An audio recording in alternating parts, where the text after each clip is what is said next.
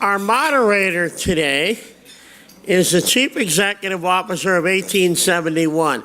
And I could tell you that he's described as the godfather of Chicago's tech scene and the public face of Chicago's community. But I'm going to just tell you, in the years I've known Howard, he's actually a hero of mine. And why? Because Howard is living his mission. He's having a lot of fun, he's making the world a better place, and he's doing, in my opinion, from having known him, exactly what he wants to do to help the world. So, ladies and gentlemen, Howard Tullman. Howard, you're on.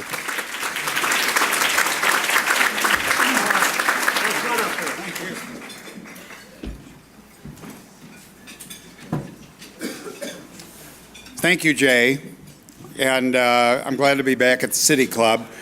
So a couple of logistical announcements, and please keep eating and save me just a few of the cannolis, if you would.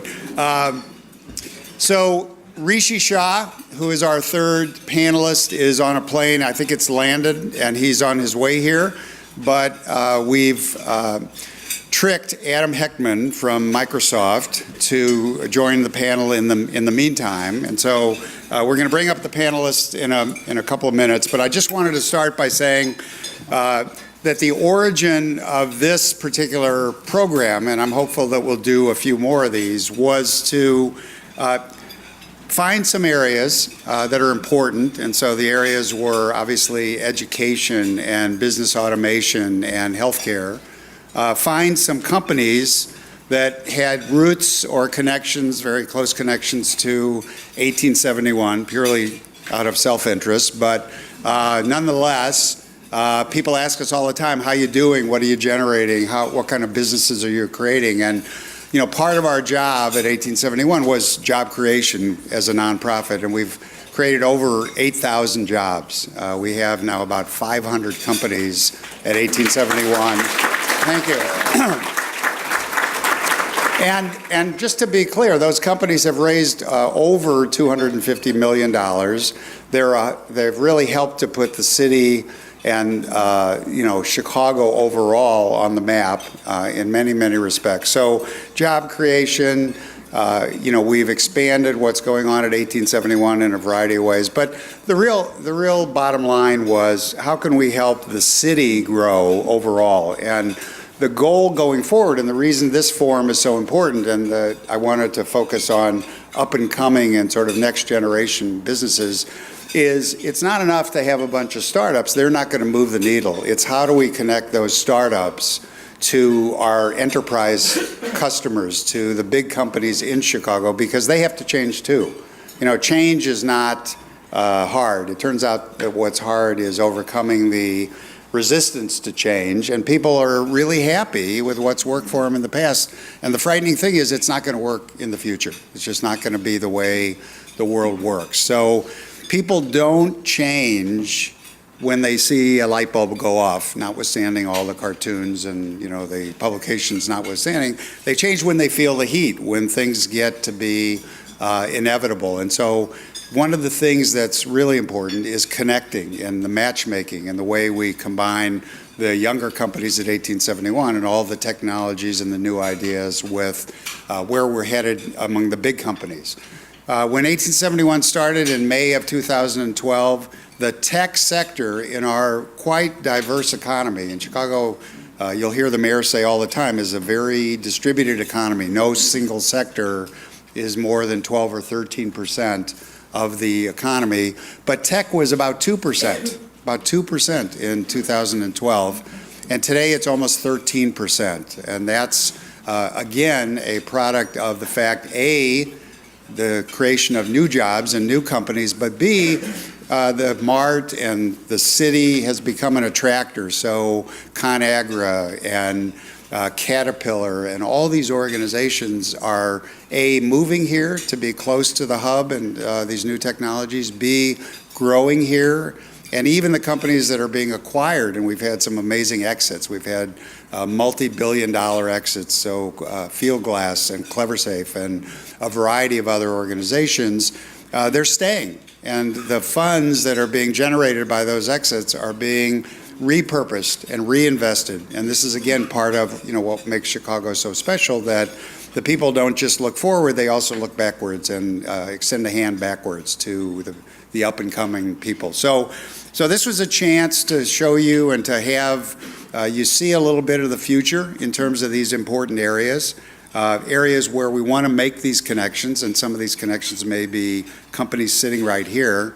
And I think that, the last thing that's really significant is that we have to make sure, and this has been a big mission at 1871 as well, that it's not just a downtown phenomena, that it's not just something that happens at the Merchandise Mart, but it's something that we figure out how to spread through the city, throughout the whole city, so that everybody participates in this inclusive idea of change and improvement and how technology is going to make the world better. So having the folks here who are here and having them have a chance to explain to you how they're helping to do all of that is really what this is about. So I'm going to start by introducing our panelists. So Eileen Murphy taught English for 15 years and was the founding English department chair at Walter Payton, which is now what? Is it #1 in the world, or is it number? It's pretty high, I think. So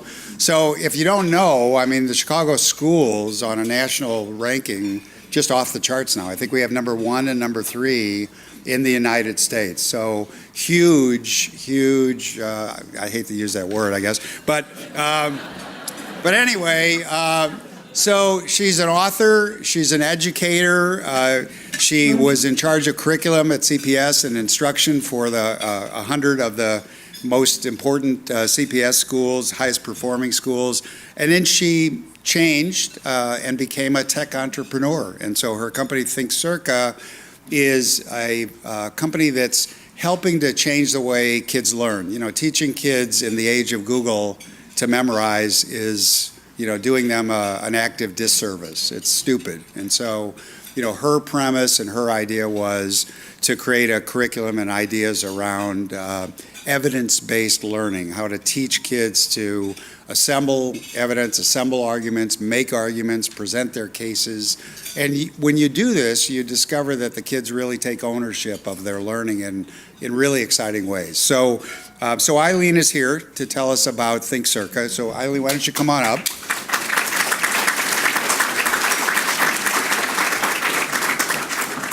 And I think she may have been at 1871 for some portion of her early formative years.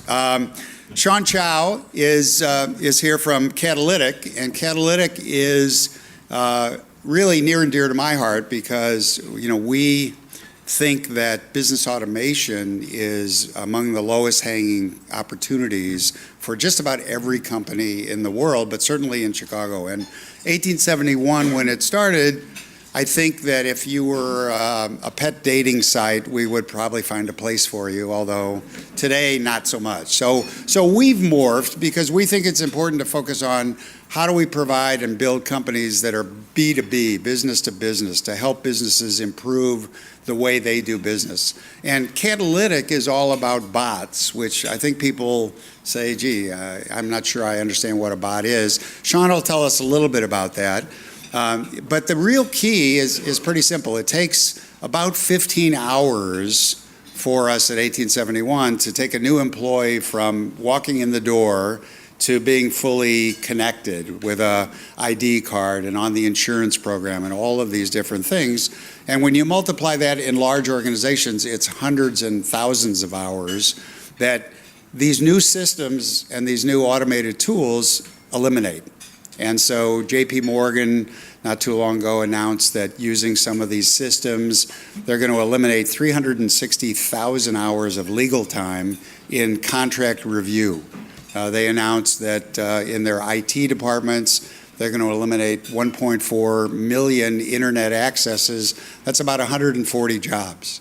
Now, we have to figure out what to do with all of this displacement, and it's not one-to-one, and it's not that we're getting rid of redundant jobs and we're going to all be wonderfully creative workers and have a happy future. These are big issues for the whole country. But automation is something that's unavoidable, and what they're doing at Catalytic is building these tools for large organizations to take some of the old ways of doing business and convert them into new systems that are efficient, that replace redundant and repetitive work, and that are flawless in terms of execution, which I think is another important part of that. So Sean used to be at a company that was one of our most successful exits, and he was the EVP of services, and I think the founding CTO as well at Fieldglass, which was recently acquired by, let me guess, IBM maybe, or SAP, one of those. And he's going to talk about just this idea of how these new processes have to be changed and improved in order to help companies be more competitive and particularly be more efficient. So Sean, Chou.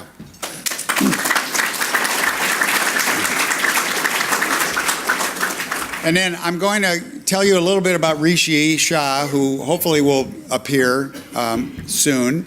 But, and then I'll tell you a little bit about Adam Hecktman as well, who I know for a fact is here. So that has a certain charm to it. So Rishi is the CEO and the co-founder of something now called Outcome Health, used to be called Context Media. Just completed raising about $600 million. And this is a company that never before had taken any outside capital, to give you an idea. And I don't think, Claudia, correct me if I'm wrong, I don't think Rishi or Shraddha are 30 yet, right? Or they're close? Pretty close. Anyway, two 30-year-old Northwestern dropouts, but go Northwestern nonetheless, who have been working, this is one of these, overnight successes, 12 or so years on this business. But what they figured out was that we spend more time by far in the waiting rooms of doctors' offices than we do with the doctor. And so they provide information, very significant, valuable information with respect to patient diseases and medications and things in the waiting rooms. And then a couple of years ago, they decided that they could also use a lot of this new technology, a lot of these new monitors and things to help the doctors in the examining rooms do a better job of explaining to all of us what's going on with these various medical conditions. So they've deployed those in, I think they interact with something like 500,000 patients every quarter or something like that, some staggering number. Super successful, great story, and hopefully he'll be here and tell us about that journey, but more importantly about where we're going with healthcare. And my particular interest there is in telemedicine because, increasingly it's clear that most of us, when we finally get to the doctor after waiting a couple of weeks and the condition has generally gone away by then, and you sort of felt like, if you could have helped me when I needed it, it would have been one thing, but, now the cold is over, so. But if we could do that on our phones, about 60 or 70% of the time, we wouldn't have to go to the doctor. So an interesting thing, because these models change that quickly in the world of these new technologies. And then I'm going to ask Adam Hecktman to come up. Adam has been with Microsoft almost forever, I think, and is involved in and has served in a variety of different roles at Microsoft, but now is principally one of the Microsoft liaisons to the community, to the civic activities that Microsoft does. And, I'm sort of subbing in smart cities and everything that's going in around the way that the city is being rewired and changed. And we're going to ask Adam to tell us a little bit about the companies that he's working with, the companies that he's seeing, and the new emerging technologies in that space. And if you don't know, for example, the mayor just recently announced that we're replacing all the streetlights in the city of Chicago. This is pretty astonishing, actually, with new LED lights, and they'll be connected to the grid, and they'll have connections and sensors and things on them, which will permit the whole city to be adjusted and dealt with in a highly efficient way, in a really interesting way. And those will be tools to permit the city to get smarter about all kinds of services that are going to be delivered and developed. And the data flowing from all that stuff is going to create, whole new realms of information and opportunity as well. Okay, so that's sort of the predicate. And why don't we start, Eileen, could we start with you and just tell us a little bit about Think Circa? Okay. Sure. So Think Circa is a platform that teachers and school district and school leaders use to personalize literacy instruction. And literacy is sort of a fuzzy word for a lot of people, but think about the reading and writing skills that you use every day when you search Google, and think critically about whatever complex text appears before you, and then eventually try to translate that into an email. Imagine what your life would be like if you couldn't do that. And unfortunately for the US, we have a big problem, which is that only about 34% of the students in third grade in the US are actually achieving grade level literacy. And only about 27% of high school graduates are actually at a high school graduate level of their ability to write. And so in a world where these skills I would consider a basic civil right, and in fact there's actually a US Supreme Court case about this, making the argument that it is a basic civil right to be able to read and write in the 21st century. And that's what we do, is we just ensure that on a very large scale we can teach all humans how to do these really complex things in a more standardized way, so that we don't leave a billion people behind. Great. Sean? I feel so shallow now. Try to rethink how I'm going to talk. She's just fixing a billion people. You certainly you've got to come up with something there. All right. Well, so automation is a scary word. I realize that, but we really think of our goal as giving back some time to you and to your team, so that you can do more of what you actually want to do and a lot less of those kind of drudgery type of things that have creeped in almost in every single bureaucratic process that you can imagine. So our platform is really an intelligent technology layer that does three things. It helps guide your team through their business processes. It helps automate a lot of the more mundane type of tasks that you might do, and this is like a wide spectrum of different types of tasks. It could be simple things, it could be a little bit more cognitive things, so this is where AI and machine learning come into play. And then the third thing we do is we really connect to a lot of your systems, because in a lot of business processes, you're either pulling data from or pushing data into systems. So we think of what does it actually take to have a very, very complex process or simple processes, but what will it actually take to make this a truly seamless, optimized, and highly automated process. Our ideal customers are really frontline business users, and we typically try to get them set up, and I think they can actually set themselves up typically in a few days. So that's it in a nutshell. Okay, and Adam, I'm interested in automation as it relates to sort of cities and smart cities. Right, so the concept of smart cities has been around for actually a very long time, decades. You're hearing more about it now, partially because of companies like Sean's, also partially because you have sensors that are low cost, that are putting out an unprecedented amount of data, and you have technologies like cloud technologies that are making it very inexpensive to do something with that data. So when you combine the data, the cloud, and technologies like the bots that Sean was talking about, you suddenly have the ability to do things with a city that you weren't able to do before. Analyzing exactly why flooding happens in some areas and not others. Optimizing, you had mentioned the streetlights, optimizing those streetlights so that they're on when they need to be on, they're off when they need to be off, and reducing the costs. Public safety, energy, transportation, physical infrastructure. There's some great opportunity to do stuff now, but it only became possible when all of those other pieces that I mentioned came together.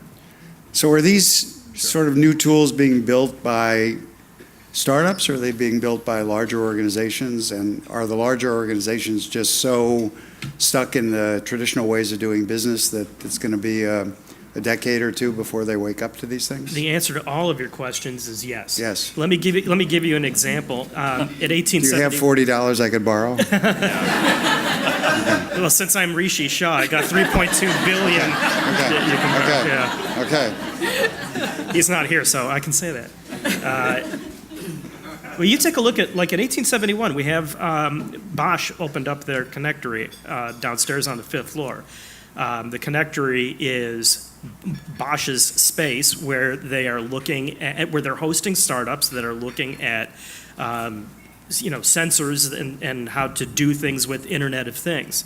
And one of the many reasons that Bosch, which is an older company, did this was partially so that they could have access to IP of some of the things that the startups are looking at, but they also wanted to look at how startups work. They wanted to see face-to-face what kinds of things they do, what their processes are, what they can learn from it, that they can incorporate, you'd mentioned looking forward and backward, what they can incorporate backward into their own enterprise.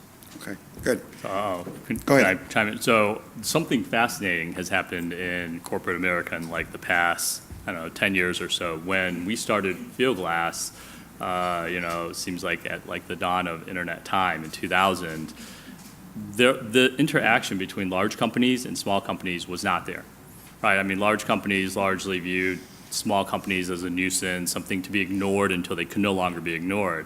But what I'm seeing now is pretty remarkable. It's actually like an unprecedented level of interaction. And I see a lot of large companies fully embracing startups as a source of innovation, as opening their doors, letting them come in. And like I was just actually talking to one of the largest CPG companies, and the team that we were talking to, they were telling us that they're actually paid as a team by the number of paid pilots that they conduct with startups. This like blew my mind. I mean, 20 years ago, that would have been a laughable concept, but today it's like commonplace, which is amazing. So it really does show like this interaction and collaboration between large companies and small companies. Well, one of the reasons, for that is that for like the last decade, a lot of these companies went to sleep internally on R&D. That was how they saved a lot of money. And I think they think that startups now represent a M&A way that they can catch up, that they can watch startups, and that's sort of off balance sheet, so they don't have to hire people to pursue those. I'm all But for then, that, as you can imagine. that's right. But then they can invest in companies when they start to develop things. Bosch describes it as outside-in innovation, that they actually said, we want to look at 100 companies, we want 25 to make the first smell test, we want 5 to be internally adopted for pilots, and then maybe 1 or 2 of those ideas, but at least they're open to it. And within their own organizations, they can't field the teams, they can't pay the money, they can't really do that, so. Yeah. I think the other thing about the relationship between larger companies and startups is that, startups exist because they have some intimate knowledge of the problem that they're trying to solve. And often, big corporations get removed farther and farther from the problem that they may have originally solved. And so in our case, several of our investors are actually strategic investors who are large companies that our partners. So Follett, which is another local company, a 140-year-old family-owned company that has gone through so many evolutions, and they invested in Think Circa because they wanted to move from other parts of the school district and colleges into classroom instruction, and found us, invested in us, and now are a distribution partner for us. So it's a really mutually beneficial relationship. So, Eileen, let me ask you this. So much of education now is going on outside of the classroom. Is there a strategy for you to make your tools and your methodology available to parents that just want to help their kids become these? I think of them as mini debaters. It's not like I argue enough with my granddaughters, but I mean, that's what I think the methodology is all about, and it's an exciting thing, and I'm just curious as to how parents react to it. Yeah, well, we can ask Sean, because I'm going to give him a login for his 3 kids. Well, I was just thinking when you were describing what you did, I was like, I don't know if my 9-year-old needs to get any better at it. I'm not quite sure I want him to get any better than he already is. So Yeah. just to be clear, I went to visit my granddaughters last week, and they had each prepared a PowerPoint presentation on why they needed a new iPad. All right. So one's coming. their These are way. 12-year-olds, right? Well, and that just goes to show, I mean, really in entrepreneurship, the most important skill you really have is your ability to reel other people into your big idea. Storytelling. Storytelling That's right. and making a clear argument. And so Think Circa, the Circa in Think Circa stands for Claim, Evidence, Reasoning, Counterargument, Audience. And so in the US, we decided that the most important thing we could teach people to do is how to consume information, think about it critically, and express their point of view effectively. And all of our standards across the country and all of our assessments now align to those 21st century skills.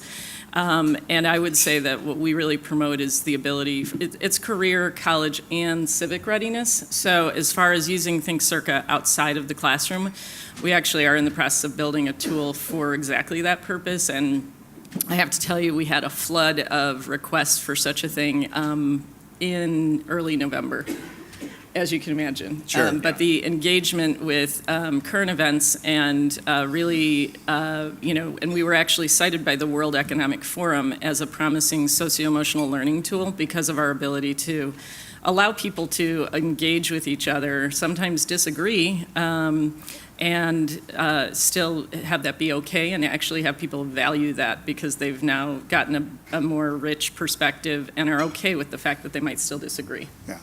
I think that when people ask what's the most significant skill to teach kids who unfortunately think that a search tool like Google is objective, which it clearly isn't objective, I think that this idea of a second source, and that's really what part of your, you sort of zip through the 5 components, but Yeah. talk just a little bit more about that idea of the counter arguments and how it opens us to understanding that you can't take anything for granted these days. Yeah, I mean, I think obviously the events of the past week, and unfortunately so many of the past weeks, show we really have to, and language is really the resource. It is an incredibly powerful tool that can be used for good and evil.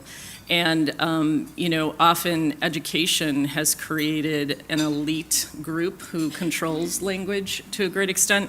And then often remediation, which is applied to especially high poverty areas and maybe communities that are marginalized, they get like a watered down version of education. And what we decided to do was, deciding whether or not we should have driverless cars or if drones can fight our wars more ethically. That's something that everyone should be able to think about and have the language skills and the critical thinking skills to engage in, because it's an important topic for all of us. So the way we do it is we provide 10 levels of differentiation around the same big question, like, is technology good or bad for us? And every student who is in that classroom, like at DuSable High School, for example, where there could be a 3rd grade level reader and a kid who's probably written their own novel, all in the same classroom with one teacher. And that teacher now has the power to meet all of those needs and engage those very different perspectives in a way that levels the playing field. And I think the more we can do that as a country, where people who don't have the same level of educational attainment can actually participate and have kind of the same credibility in a conversation would change the game. I think the inclusion and diversity in decision making is a big component of what we try to instill. And as we reach more and more students, we're currently in 38 states, used in 132 countries. And as an industry, education is exploding. It's I think the 6th largest component of the global economy. We obviously have ambitions to go global and to empower as many people as we can with the ability to interact with other people well. Great. So, Sean, let's talk a little bit about automation in the sense that, Amazon has just announced new stores that have no cashiers. Yeah. And if we didn't feel bad enough for cashiers to begin with, let me just say there are about 11 million cashiers in the United States, Yeah. more cashiers than we have teachers. Yeah, the number one job as driver. Right, Actually, right. So what are we going to do, and what's the strategy that's, as we eliminate these tasks and automate these tasks, what is your feeling about how do we, you said it gives us more time, and one of the It does, interesting things I would like you to think about as well is, in the context of education, Eileen probably, or Adam knows this number, but teachers spend 30 or 40% of their time keeping score and taking admission and doing stupid things instead of teaching. And for sure, you have to be in a position to be creating the kind of tools that can help in that space as well. Yeah. It's a tough question, right? Because we tend to think of it in a very, like, almost a microscopic sense. So we're looking within a company and we're looking for the opportunities for improvement. But of course, in the backdrop of all of this, in our minds, is very much, well, what happens to all of the people in a smaller company when we go into? It's not a displacement story, because a lot of times it really is I'm growing rapidly. I have 100 people. Next year I want to double my top line growth, but I want to double the number of people that I need to get that done. So that's actually a little bit of an easier story, because it's kind of a foregone opportunity. When we get into larger companies, and now they have the initiatives, they have the mandate to cut 5% out of their bottom line, or add 5% to their bottom line by cutting out some inefficiencies. In our minds, we do know that lives are being impacted and jobs are being lost as a result of this automation. And I think that's a much longer discussion to really get into it in a meaty sense. But I think there are very profound societal and cultural impact. And you could say that historically this has happened, right? Like when electricity came in, lots and lots of jobs would have been displaced, or mass manufacturing would have displaced a lot of these kind of artisanal or craftsman type jobs. But what's different this time around is the rate of change, right? If you look at electricity, that took a lot longer for that to kind of trickle through all of society. Now, with automation, with AI and machine learning, you're seeing that impact. It's going to happen not within just one generation, within kind of, within a short blink of an eye to us. I mean, I think. And each change accelerates the rate of the change totally. as well. I mean, a lot of people forget, like the iPhone is 8 years old.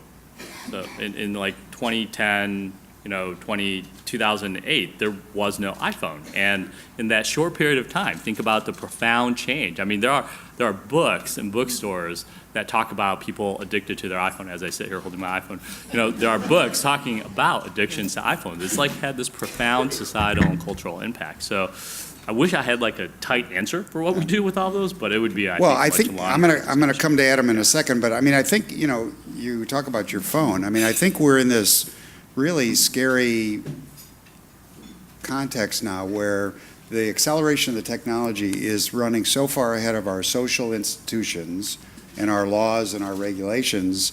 And we know that the technology we're dependent on it, but we also know that we don't exactly control it. And if you ever lose your phone for as much as an hour or two, you understand the degree of connection and dependence. But Adam, talk for a little bit about also what Microsoft is doing in the ed space. Right. Well, before I do that, let me just add to something that Sean said. The solution, there is not a single solution to this, but I do think part of the solution is thinking through how you enable people whose jobs are going to be displaced with middle skills. Middle skills are those skills that you can acquire that are marketable, that don't require a 4-year degree. Howard was something of a pioneer in this space before it became the issue that it became now with Kendall College and Tribeca Flashpoint, and now with 1871.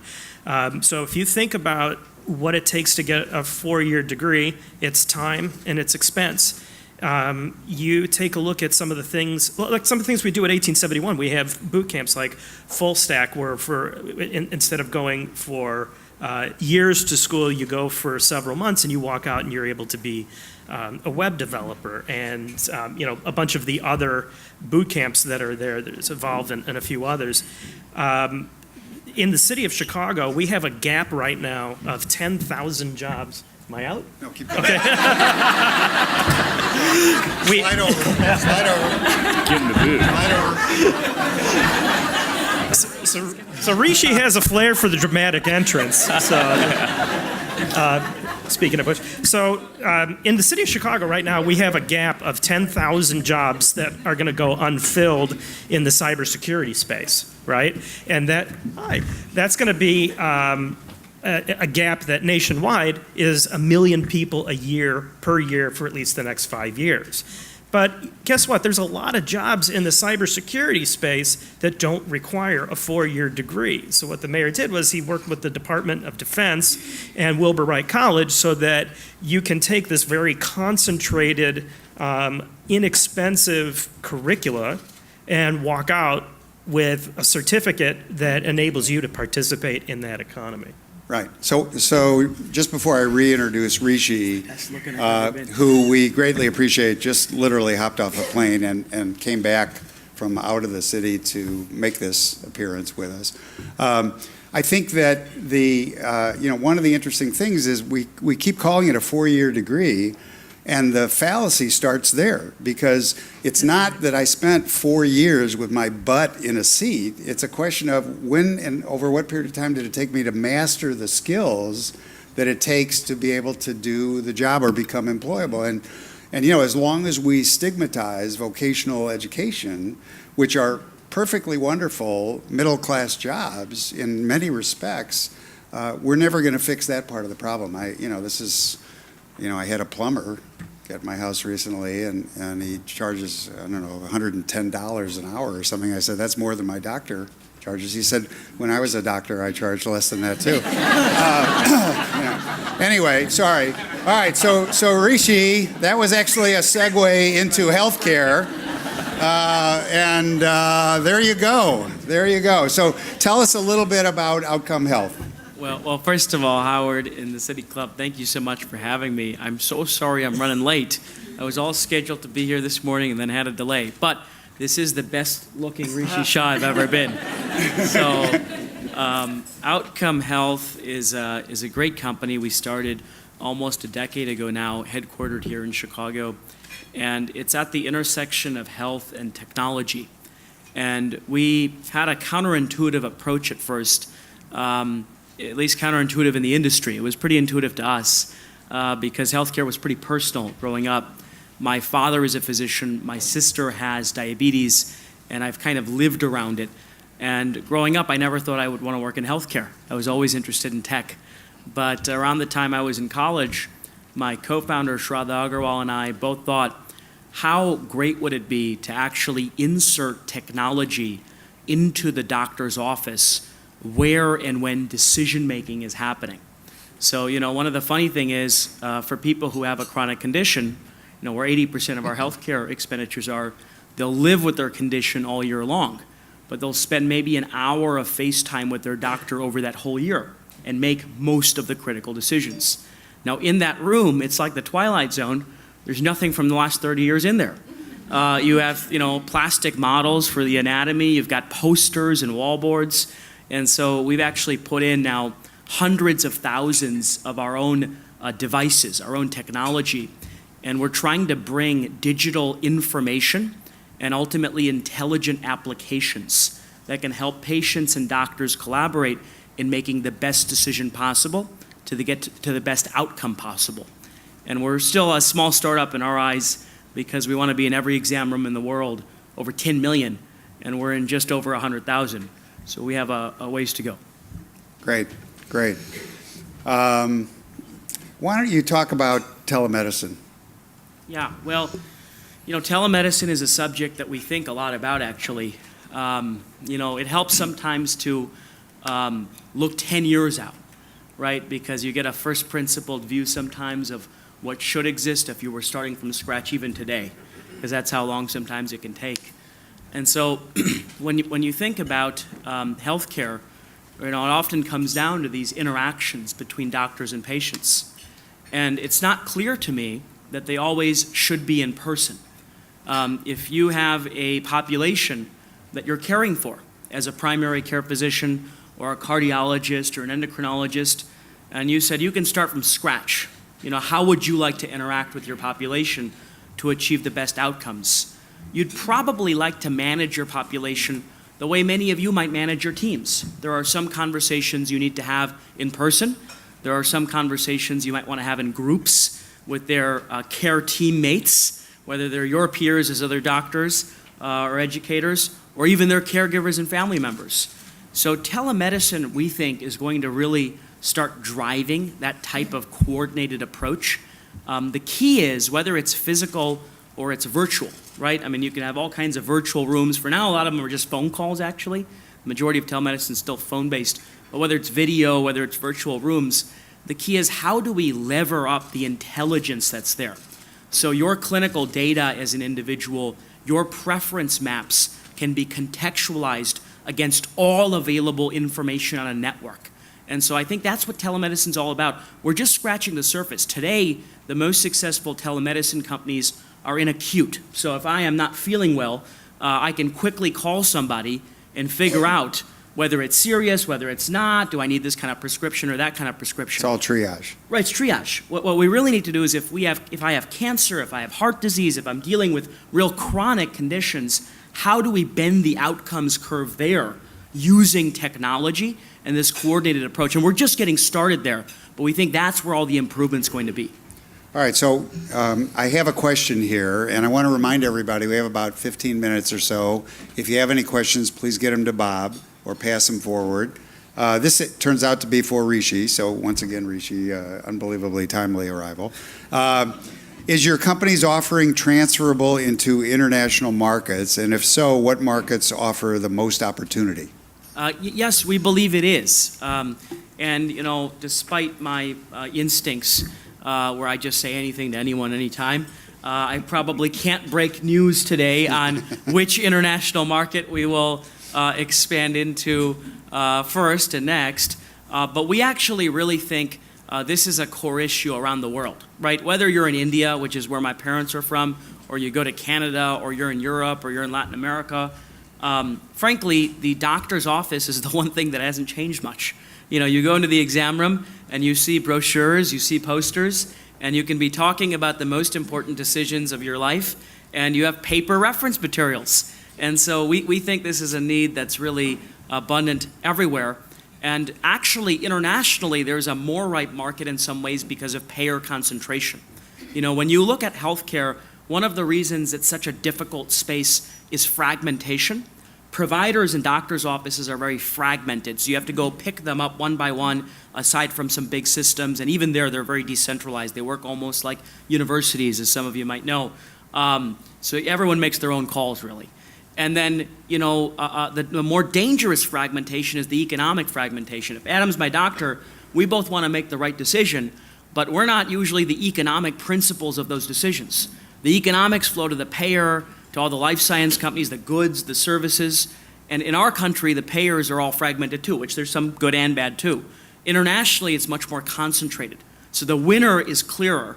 And so we think that's one of the perks. Now, there are other regulatory frameworks as well, so it's a two-way street there. Okay, so Adam, I have another question here, which is related to the Chicago River and the Riverwalk, which is increasingly become a major benefit and sort of a usable space for everyone. And the question is really what kinds of technology and technological innovations could help even improve the value and the reach? And I don't know whether this is, I know the gondola project and there's some other things, lighting up the buildings along the Riverwalk is something that's going on, but just talk to us a little bit about what you see there. Yeah, you know more about the river than I do, Right. it sounds like. But the opportunity, it's bigger than just spaces, which is important, having spaces that you can use and you can share and you can enjoy and you can build businesses around. It's also around the infrastructure and the types of things that you take for granted. There's opportunities to apply technology to places where technology's been rudimentary at best. There's a consortium called City Digital. It's out of UI Labs. And what they think about is how you can take sensors and data and apply it to some of the really big, seemingly intractable problems around water, energy, physical infrastructure, and transportation. I'll give you an example that's sort of related to the river. We sort of kind of know what's underground here. We don't really know what's underground. And it's very expensive, and it creates a lot of carbon in the air when you go and break something. Comcast needs to go and repair something, and they open it up, and boom, they run into a 110-year-old telegraph cable, right? So we're at UI Labs, at City Digital, they're working on a project where every time the ground is opened up, you take some pictures, you send those pictures down electronically to a startup down at University of Illinois, who puts it into a very specific point cloud and then brings it back, and you have all of these 3D images now of what's underground. We have 2D images, but it turns out that that third D is pretty important when you're digging. And the reason it's important to have this digital is not just so that you can avoid these problems, there's security, right? If I'm People's Gas, I want ComEd to know where my assets are. If I'm AT&T, I want to know where People's Gas and ComEd's assets are. I don't want ISIS to know any of that, right? So once it's digitized, it can also be secured. Apply that to any piece of infrastructure in the city, like the river, the gondolas, transportation, you will get to understand the opportunity. So, Sean, talk about security in terms of, as these processes are increasingly automated, we have less and less sort of overview of what they're actually doing. You know, this is sort of Skynet, right? But Yeah. so talk about how businesses are going to maintain control and assure security, but take and sort of reap the benefits of these automations. Yeah, well, we may have just formed the thesis for what the majority of all the people who are being displaced should be learning and the new skills that they should be gaining, because that certainly will be one of the biggest challenges as more and more of our day-to-day lives move into the digital world. I think on one hand, it does offer up an iota of security. So you could make the case that it's more secure to have it as a digital asset than, let's say, a bunch of books in a library. But I think it's actually just as easy to make the reverse case, and I think more common, in fact, to make that reverse case. So security is unsurprisingly one of the largest growing segments of, I think, what the entire world is paying attention to. Digital security is a huge part of that. Interestingly, one of the processes that we often talk a lot about is exactly around security. So a lot of security failures are not at the infrastructure level, they're at the people level. And when we look at what those failures are, they're often a failure in process. And like one of the most common ones actually is an offboarding process. I'm sure half this room has had an auditor flag their company somewhere because they've forgotten to offboard. Half this room probably has a security badge of a place that they went into once as a contractor or an employee that they should not have, but you do have somewhere in your rooms, I know. And that's a big problem. And, that's actually a process failure. So our solution actually, I think, targets and tries to solve a lot of the process failures around digitization of information. So. Good. So, Eileen, what's getting in the way of fixing education? I mean, from the standpoint of you have tools and solutions. Obviously, they're beneficial, they're proven, they work. What's keeping us from fixing the schools? I think if everyone realized what an investment it was and the ROI on it, people would be a lot more motivated to do it. Like when I think about a smart city or the most efficient thing we can do or the best investment we can make in the city, it's in the people who live in it and making them smarter. There's nothing more secure than a citizenry who can think. But we often see it as a cost and a burden versus an investment. And so when we think about Chicago, for example, I go to meetups where people are complaining about the lack of talent, and then I think about the 422,000 students in CPS who could fill those jobs in very teachable skills that are, again, the skills that we're currently focused on in the city, which is outperforming, by the way, every other district in the U.S., and it's not just our top-performing schools, it's actually in reading and math, we have more growth than any other district. And so Chicago is figuring out personalized learning at a much faster rate than anybody else, and I think if everyone realized all of the good things happening, our local media covered it more, we would actually become a model of how we can close the opportunity gap, close the achievement gap, and improve the workforce and enable that workforce to be lifelong learners. And obviously, the riches that are generated from a entrepreneurial and well-educated population, we just have many cases throughout history. That is the thing. I think it's just, right now we see it as a problem as opposed to an opportunity. So Ram says kids drop out of college in third grade. And what he means is that if we don't intervene early, so where do you think the real pivot point is? Where does it, I mean, I realize 1 through 4 is obviously essential to being a human being, but in terms of the schools, where is the most bang for the buck going to come? I think research is pointing to grades 4 to 8. That's where the pivot from, imagine that you can drop an iPad into the middle of nowhere and a student can teach themselves basic literacy and basic numeracy. Many of you know kids who have done that, taught themselves how to count and do all sorts of things. The biggest chasm is actually the chasm between that iPad app that can teach you basic alphabet and numbers and the Coursera's of the world, or the Outcomes Health Media, where you're sitting in a doctor's office and you can comprehend and consume that information.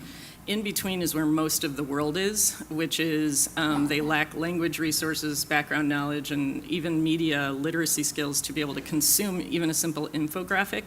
So the biggest pivot point is actually in our grades 4 through 12, and I think that's where also the biggest challenge is. It's very hard stuff to teach and hard stuff to learn, and that's why we tackled it. It was the hardest thing. It was the thing that we couldn't figure out no matter what we did. And personally, I'm really committed to believing that we can close the achievement gap in 3 years, no matter where that gap is.